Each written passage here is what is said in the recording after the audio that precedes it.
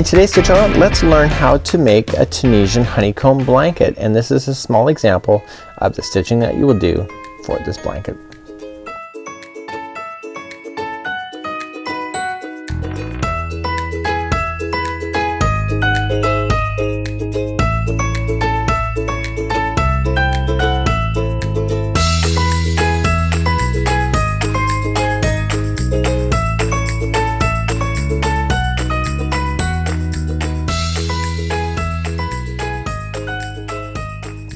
Welcome back to the Crochet Crowd as well as Yarnspirations.com.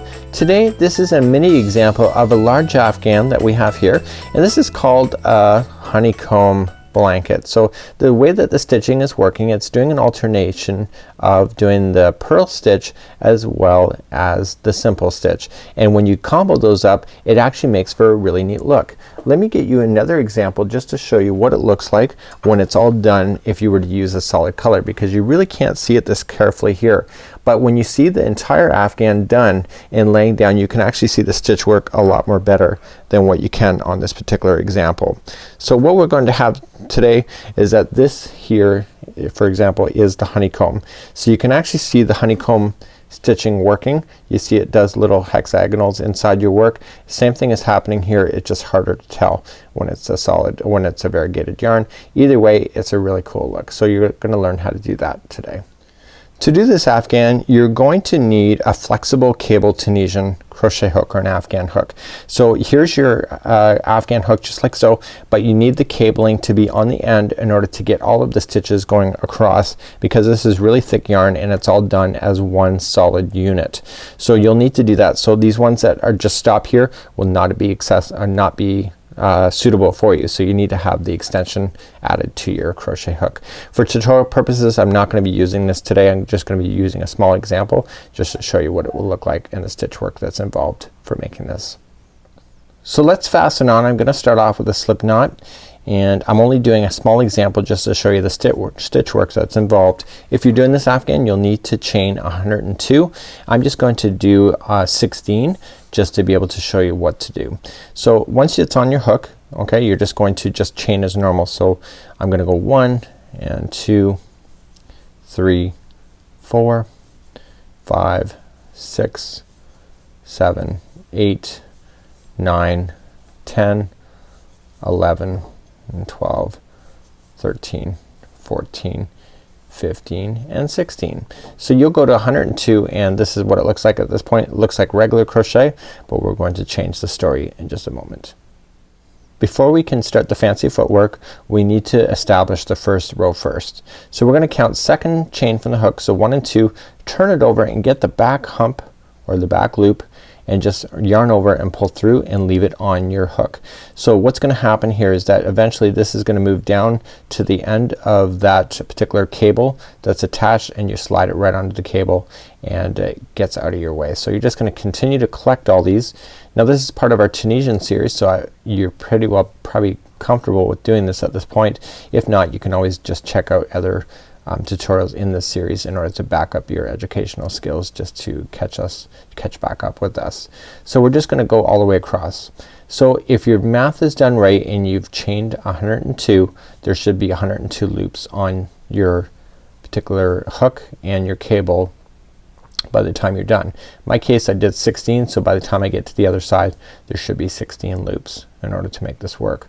Now I will say the repeat pattern is in sets of 2, so if you want to change the size and make it different, just make sure it's in a number that's divisible by 2. Okay, because we're going to be showing you what to do next. Okay, so I'm going all the way across.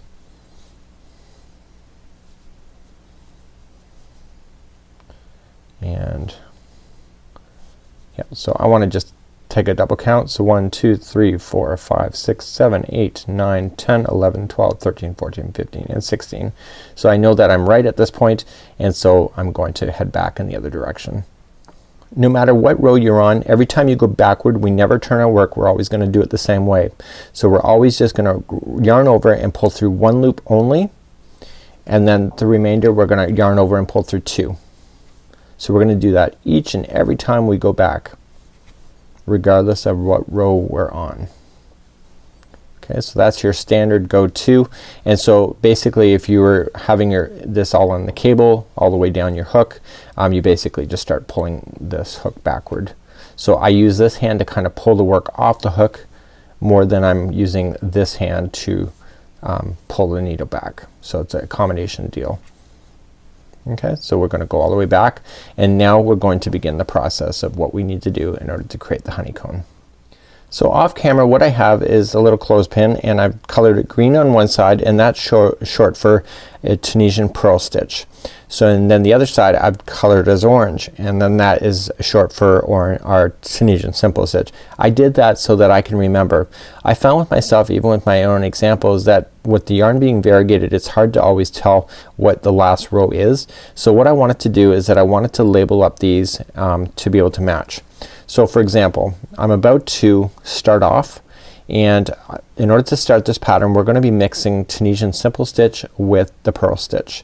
So what we're going to do then is the first one in, okay, we're just going to do a simple stitch and just go like this. So what I want to do at this point is that before I begin anything further, I want to say this is orange for Tunisian simple stitch, and I want to clip it, because then I know when I look back when I go to the next round that I can say yes, the last row was Tunisian simple stitch, so the next one must be the Tunisian pearl stitch to start. So it'll make sense in just a moment.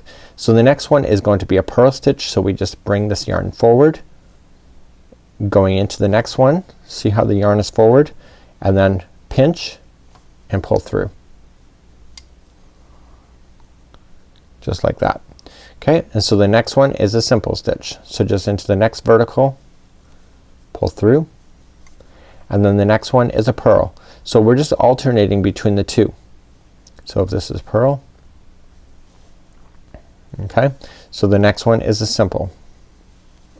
So that with the purling we have to make sure that this yarn comes in front first. So you can either physically move it down like this, or you can just use your hook and push it out of the way down, so that when you insert your hook into the actual next loop, this is down in between. Pinch and pull through. Okay, the next one is a simple. So where you can go wrong on this is that if you mixed it up and you accidentally lost count, or you did two rows identical to each other, because every other row is opposite to each other. So this one we're starting off with, according to me, the orange is a simple stitch. The next row we want to start off with a pearl stitch in order to make it work. But I want to do a little bit of a demonstration to show you what the difference is as well. So you can see how this string is going vertical or going horizontal. So is this one. So those are where you've done the pearl. Okay, so if you can identify that, it's a lot easier for you. So if I just purled this last one, even if I can't remember, the next one must be a simple. And I do that opposite to each other all the way across. So this must be a pearl. Okay, and in the very end it doesn't matter, you just simply just go into the chain stitch. Right at the end there will be two strings, pull through. So let's go back in the opposite direction. So to do that, you yarn over, pull through one loop, yarn over and pull through two all the way back.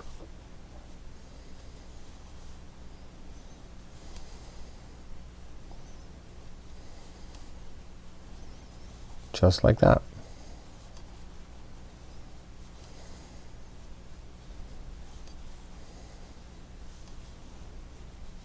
Okay, so that's as easy as it gets.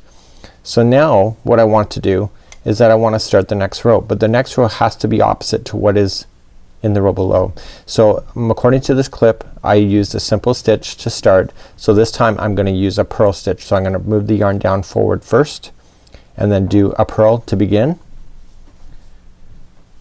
And before I move anything further I want to turn this around, and I want to turn it so I can see the green. And so then when I come back I remember what it is. I couldn't for the life of me look at it and be able to determine if I had purled or whether I had done a simple stitch when I was using variegated. It's really difficult to tell. So I just came up with that method just to make it easier for myself, so I wouldn't go bonkers. So again, you're just going opposite to each other, and the pattern is not really gonna be visible at this time. It's still a little too early, but we just have to get one more pass by us, and then we can start seeing the honeycombs taking effect.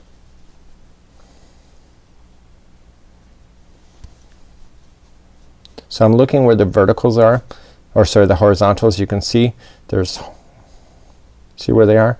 So they should be like a brick wall and just kind of going opposite to each other all the way down in order to make it work.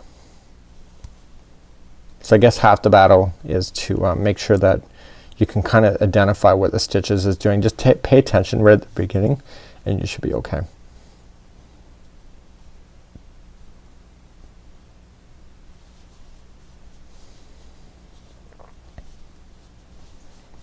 Okay, and I'm working my way all the way back to this side, and then again I'm right in the edge. So let's just yarn over, go through one loop, and then yarn over and go through two.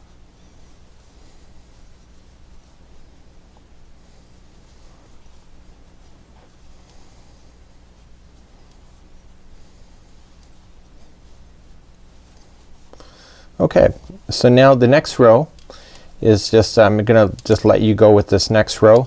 I'll show you what to do again, and basically this whole entire afghan is the same way, just reversing two of these rows. So let's do our first one. So the green represented that I did a purl stitch to start, so therefore this time I have to start off with a simple stitch. So let me turn my clothespin around. It's now orange, and so the next one must be purl. And so the actual stitching you're going to notice is actually gonna start forming the honeycomb in just a moment.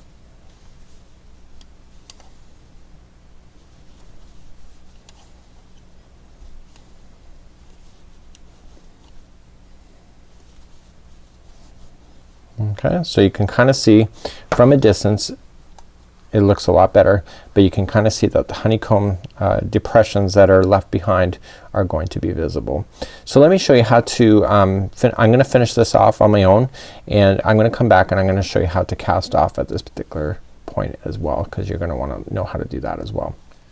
Now you're gonna want to keep going until you get about 56 inches in height to go all the way across before doing the fastening off. So what we want to do at that point then is that we want to slip in behind the first one, okay, and we want to grab the yarn, pull through and through, and we want to do that all the way across. So it's like a simple stitch, but you're actually pulling it through as a slip stitch, and this will bind off that edge. Make sure that when you go to do this bind off that you're not too tight, because it'll make one side less flexible than the other, and you don't want that, of course. At this point you can take off your marker. You're pretty confident with your skills at this point just to be able to fasten off, and you just do that all the way across. When you get to the other side you just simply just want to fasten off, weave in your ends, and then there is a border that is applied to this particular one. That's the next color. There is 6 main color of one color and then one of the other, and that one of the other is the outside border that goes around this entire afghan. And you can see that this leaves a beautiful stitch work in order to do your border. Okay, and then you come right into the end and then you weave in your ends just like so. So that would be how you would do your stitch, and you can start seeing that the honeycomb is starting to take effect and it looks really cool. And again it's more visible the further back you get from this particular afghan. To do the border for this thing, all you just need to do is this on the corners you need to apply 3 single crochets in the corner, and then just work yourself down the side edges just into the same spaces all the way down for 1 single crochet into each, and this is the next corner. So then there'll be 3 single crochets here, and you want to go around twice. So every time you hit that very corner you want to go put 3 single crochets. Again I'm just working my way all the way around. A very simple, easy to follow process in order to really make it work like so. It does say to use a smaller crochet hook when you go to do this, so I've been using a larger one, so I just want to reduce down probably to the size ball that it's recommended on the yarn ball itself in order to make it work. You've got to remember with Tunisian is that Tunisian is always a tighter tension, so even though we're using a larger hook, it's probably bringing it back to the same recommendation size when all is said and done at the end. So that's all you just need to do. Just chase it with the border and you have a beautiful edging just like so with your honeycomb right in the middle. Till next time, I'm Mikey on behalf of Yarnspirations as well as the crochetcrowd.com. We'll see ya.